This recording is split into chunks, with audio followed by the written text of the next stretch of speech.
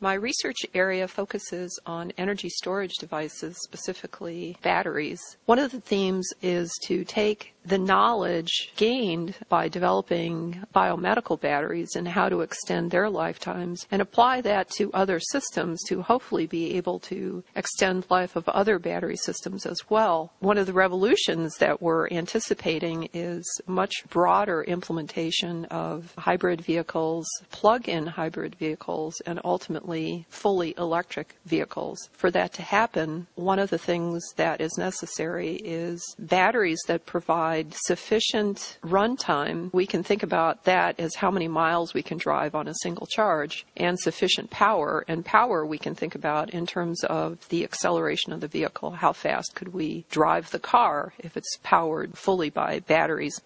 One of the important factors in electric vehicles might be the lifetime of the battery, where the objective might be to have a battery that would survive the life of the car. If we think about commonly deployed batteries for cell phones or BlackBerries or laptop computers, I would say a typical expectation is that the batteries might last 3 or 4 years. By that time, the electronics probably need an upgrade. It would be rare that we would buy a new battery for a cell phone. I think most commonly people would just buy a whole new cell phone. So how do we move from an expectation of battery life of 3 to 4 years to an expectation of battery life of 10 to 20 years? And that's where some of the experience in the biomedical arena can really come into play. Biomedical batteries, so these are batteries used for human implant, the expectation already has been for many years that the batteries will last someplace between 5 and 10 years. Oftentimes we think of batteries running out when all of the active materials are consumed.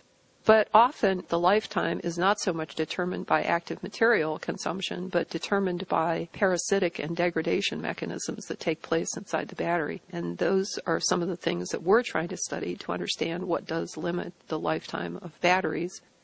New battery systems are not commonly introduced, so it's rare that new battery chemistries ever enter the marketplace. But yet, we're optimistic about not only developing new materials, but adding to the knowledge base of batteries in general. Perhaps some of the things that we learn can be applied directly or perhaps indirectly to help move forward the next generation of batteries.